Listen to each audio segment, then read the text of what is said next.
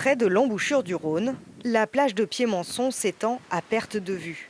Seul un bâtiment se détache, le poste de secours.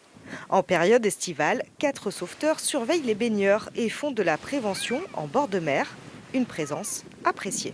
On est venu ce matin, on savait que c'était une plage très naturelle et on a eu la bonne surprise de voir qu'il y avait un poste de secours.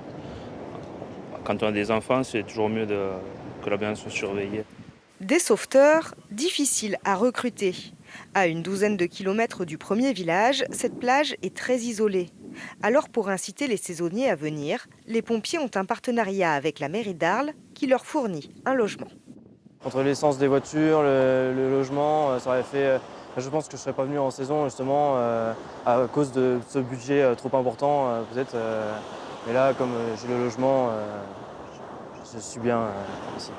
Autre conséquence de l'éloignement, si le poste de secours est tout équipé pour les soins, il reste plutôt sommaire pour le quotidien des sauveteurs.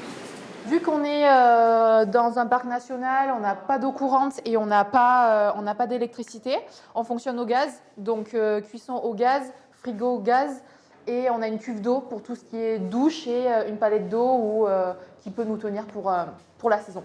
Pour les pompiers, un poste de secours à cet emplacement est pourtant indispensable.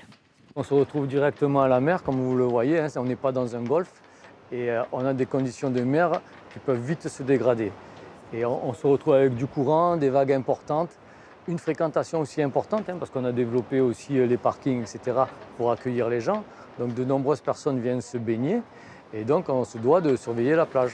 Si aucune noyade n'a été déplorée ici, leur nombre est en augmentation cette année dans les Bouches-du-Rhône.